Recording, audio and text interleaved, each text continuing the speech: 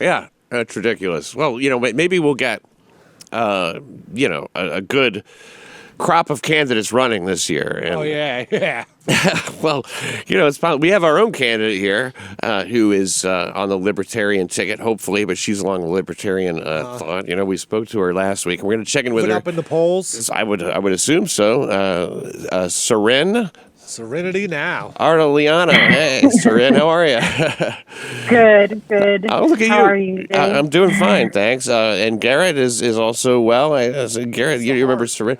Yeah, what happened to the heart? Serene. Well, you are. Oh, Serene, I'm sorry. That's okay. my fault. That's my fault. I should remember. You are in a beautiful location, looks like. Where are you right now?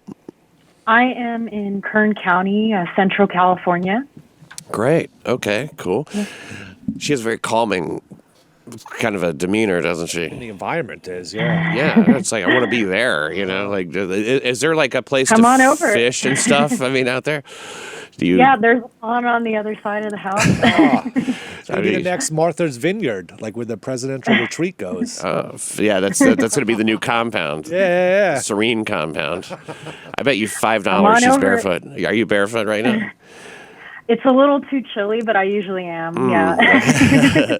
Okay, so Serene, we spoke last week about you getting the, you've started your candidacy, and people should go and sign up for your mailing list and follow along with your campaign.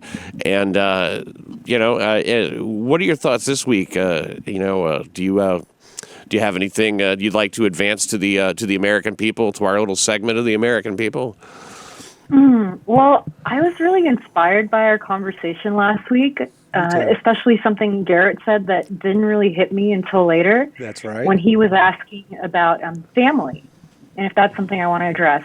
And Yes. I was actually thinking, as a bigger picture, the human family, right? Because we're all connected. And so that is something I want to address and help people realize that we are all family, and we have to start treating each other that way, that, regardless of who wins at the polls, that nothing is going to get better if we don't individually start changing the way that we view one another and therefore the way that we treat one another. Mm-hmm. Did you say that, Garrett? I mean, I brought up that maybe I asked if family was like one of her top priorities. Focusing on keeping families together. To solve a lot of her other problems. Now, I kind of have a problem with treating everybody as family, because family, you're supposed to like correct people and mold them and, show them what to do. And I feel like I don't want the whole world being my family and trying to tell me how to act and what to do. And No. Well, so this is where a really healthy definition of love comes into play. So let's say you are in a healthy family environment. When you become an adult, your parents don't hold your hand anymore. You have to go and learn to make your own decisions. I do believe that they're still responsible in setting an example of how to live a certain life. I like that. I believe that you should figure out what's right for you, because it's not going to be the same as it is for your parents. And this is also really great because a lot of people, I've realized, think that the government should act like their parent, and that's very dangerous, and that's when we begin to lose our rights. The government should just be here to make sure that we live in a peaceful enough environment where we can find opportunities to advance ourselves without harming others. Mm-hmm. We were kind of just talking about that. Yeah. So society is the family, right, where we support one each other. But government shouldn't be stepping in and playing the role of like a parent that's always saving their child out of trouble. The child needs to learn their lesson no matter how old they are, especially when we're adults, right? Like, it's time to get out of the house. It's time to take care of yourself. It's time to figure it out. You're 30, 40, 50, 60 years old. You shouldn't be depending on your parents anymore, or the government. Yeah. Well, that feels like a judgment, Serene, actually. Well, yeah, go ahead, Garrett. You have a question. I was going to go through tough presidential decisions, or maybe one or two, and see how you would handle it with your love doctrine.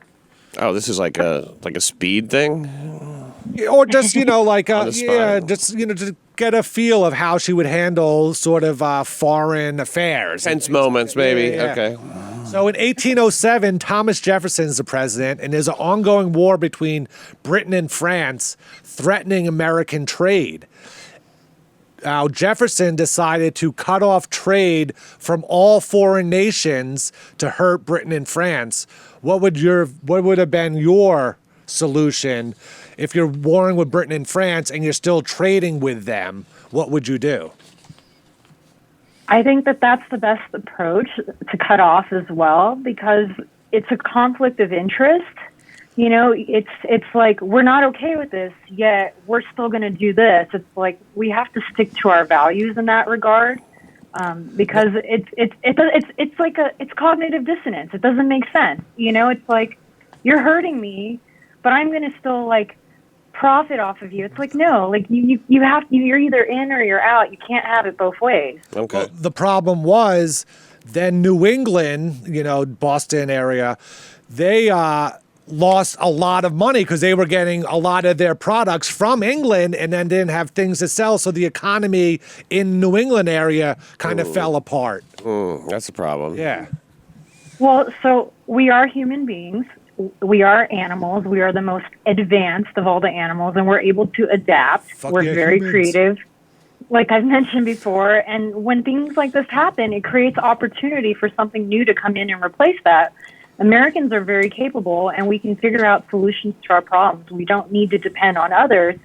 Perhaps it's easier, but in the long run, it's not sustainable if we're depending on others and we have these kind of offsets, right? It's like, what are we going to do? Like with China right now, for example, right? Mm-hmm. Like, I think this is much smaller than people are blowing it up to be, especially compared to the common flu. But let's say things get really big and we can't import things from China, right? Like, we will find another way to survive. And no matter what, that's really important to remember how capable we are and that we can adapt. If other animals lower in consciousness can do it, so can we, because we're higher. Yeah, I like that. I like her platform of humanity better than the animals. Yes, and the way that the rest of the animals, you know, and the way when she answers the question, she starts off on a very firm basis of we are humans. We have the ability to reason, you know, and then work up from there. Everyone's an animal. We're all the same. This is the first time you've not been smiling the entire time we've been speaking to you. Well, you're asking me some serious questions. I want to make sure I understand. No, it's okay. Well, what you brought up China. Should we ever base our trade on the fact that they have, you know, concentration camps and stuff for the Uyghurs, and they, you know, have kind of an authoritarian situation there, right? Human rights. Yeah, I mean, that's something that bothers me quite a bit. And as a government, I think that this is a very tricky decision to make, because we don't want to support societies that are harming others. Right? And so, again, ultimately, I think it's important to be as independent as possible. But I think that as humans, the human family, not the government family, that humans should be doing something about this. They should be proactive, you know, and involved in creating peace. But also, let's say I am president. I would want to be having conversations with their president and really trying to get to the root of this and helping him have a different perspective on this, and why he feels so threatened by them, that he has to, you know, create these camps and treat them the way that he is. Because I feel like the only reason that people harm others, you know, aside from not knowing better, is fear, right? There's a threat. Because why would you care what anybody else is doing if you're secure in yourself and your beliefs and your practices? It's because you feel some sort of threat. Now, hopefully he's not listening in right now, because I don't mean that, you know, from any place but a place of love. And some people don't understand that. And there's, you know, different types of conversations that I would have with people to ease into this, because you don't want to just go to somebody like that and say, you don't know what you're doing and you're insecure, right? Yeah. That's going to not help me be in rapport with this person, right? So I really need to meet him where he's at and understand where he's coming from, really listen to him before I offer any suggestions, because I don't know the big picture. Only he does, but I have ideas based on just understanding human behavior. Well, what would you say to an offer from the Chinese if we could give them the 5 Americans to sort of just sacrifice? You know, you get them for whatever reason. They could be any 5 Americans you choose from any background, and in exchange, China would give us a dragon. What do you mean? We would have a dragon here. How big? Full-sized. Like Komodo dragon? No. Okay. No, I'm talking about a real dragon. Castle dragon. Flies. Yeah. And breathes fire. Okay. I mean, I have my 5, but I want to hear Sorinne's. I'm not able to name the 5. I don't think that's Which 5 Americans would you sacrifice for a dragon? I wouldn't sacrifice any. These are penetrating questions. You probably had something better, Garrett. All right, here, another scenario. It's 1916. You've been elected president under the "She kept us out of war" slogan.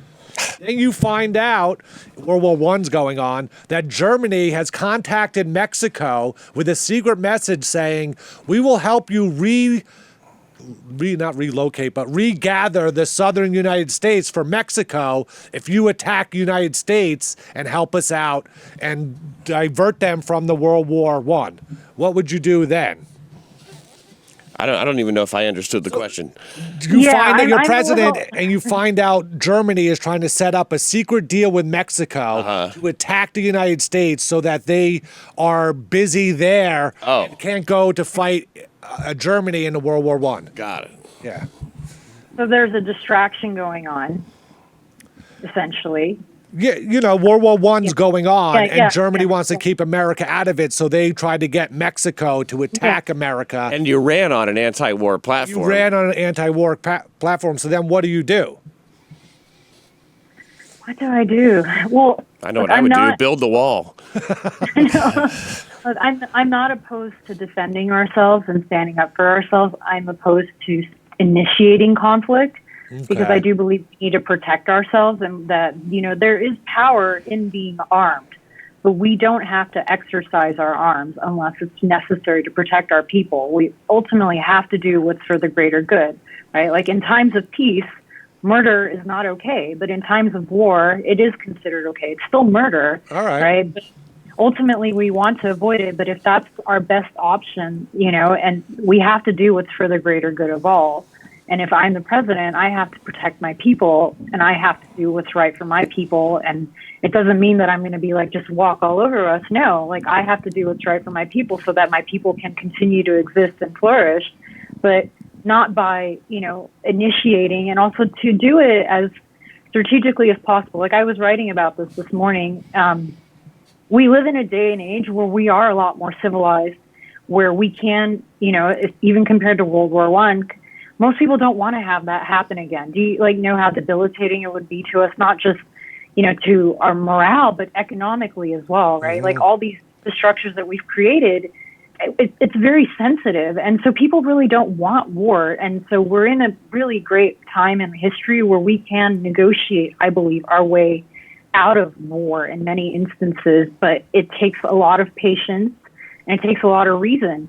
That you can't be trying to force your way, and you can't be in a hurry with these things. You really need to listen to why is it that these other people are not happy in the first place, and work with them and find a common ground. It's there. You know, we all have the same needs.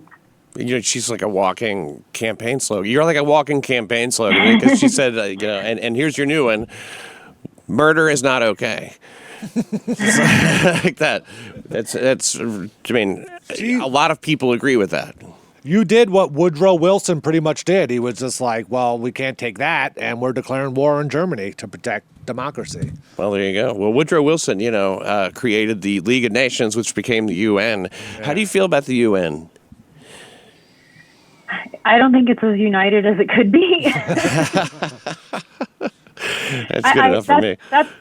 Well, no, I think one of my biggest challenges as whoever I become in my title, but just as Sorinne, is finding a way to unite all people around the world for a common goal. Because right now we have so many different goals, and that's what's creating a lot of division. And what I feel is happening is people don't even know why they're pursuing certain things.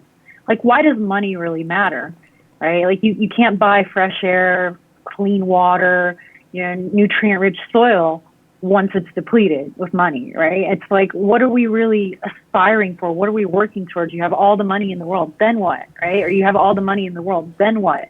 And so I feel like it's really important to get people to think about why are they doing the things they're doing in the first place, and are they even making their own decisions or somebody else influencing them, out of fear. Well, just to counterpoint that, but I mean, most of us don't really have the ability to, set up a factory or the economic, wherewithal to start a company. We're just trying to make enough money to, provide security for our families and stuff like that, and for ourselves. So most of us who are chasing money are not chasing our 5th million, but more like these much smaller amounts. And so it does become like a goal for survival to have money. I feel like money is like the carrot on the stick. It's not really, people say it's important, but it's really like the means to further ourselves technology wise, or just to make lives better for ourselves. Ah, If there right. was no money reason to do it, why would you do it? If you're just going to live the same life of everyone else. Provides an incentive. Yeah. Yeah. What do you think Well, about? this is- Oh, sorry. Go ahead. Well, no, I say this is a very slippery slope that I've been trying to figure out, and perhaps you can help me and converse with me about this, because, like, let's say we really do treat each other like we're one big family, and, like, I'm your sister and he's my brother, right? And I'm struggling. Taboo. Would you just turn your back on me, or would you help me? And what if I couldn't afford to pay you, but it doesn't cost you anything to help me, right? So it's just something to consider, again, if we start to look at each other differently, how much money do we really need to prosper? And as far as, I forget exactly what you said, Garrett, but essentially, like, why would we do anything, right? What would drive us? We all have natural inclinations. There's something inside of you that makes you special, that fulfills you when you develop it and when you share it with the world. And You mean so him? if you live in a world, every human being. Okay. Yeah, but there's a reason why a Facebook or a Google or a Ford or Toyota doesn't come out of, Bali or the Bermudas or Bahamas. There's no drive there to really succeed more than the other person. So not that they should be, but it helps us out, the people that do. That's not necessarily true. It might be that they also don't have as much freedom as we do, not as many resources as we do. So it's more difficult for them to accomplish the same things we do. That makes sense. I don't want to name names, but one of my friends became a billionaire in the past few years, and he's an immigrant, and he grew up really poor. And it's because of being in this country and having these resources that he was able to create something and succeed and make billions. Okay, but it wouldn't have happened if he had stayed, most likely. If he would have sold cocaine in Mexico instead of in, yeah. Right. So our environment makes a huge difference, and that's why I say, like, looking at everybody as a human family, like, there's so much that Americans can do individually and collectively without the government for other countries to help enable other countries. There is more than enough to go around. Most of us have more stuff than we know what to do with. And I agree with what you said about survival. Back to that, there are some people that are in that state, and that's very unfortunate. And my goal is so that people don't have to worry about their basic needs, right? It's not about giving handouts, though. It's about inspiring people to want to help one another and realize how when your neighbor has food on the table, has heat in their home, has their basic needs met, they're happier, they're healthier, they're able to contribute more to society, and it affects your experience of life. Sure. Perhaps they support me, perhaps they work for you, perhaps your neighbor does your yard work, If he's cranky and he's sick all the time, you're going to have a horrible experience with him. But if he's feeling good and his needs are met, you're going to get more out of him as well. Have you ever had a cranky, sick lawn boy before? There's nothing worse. Wow. He doesn't edge. I have no He idea. doesn't trim the edges or something. Sorinne, you were fascinating to speak to, and I hope you'll join us again soon. Would you consider coming back maybe next Monday to talk more? Because we seem to always run out of time, and we have more questions, but we just run out of time. That would be awesome. It's really an honor to connect with you. Okay, great. Wow. Serenity now. Serenity now. Talk to you next week. Thanks, Sorinne. All right. Take care. Sorinne Bye. for president, everybody. I don't know how she doesn't go with serenity now. I don't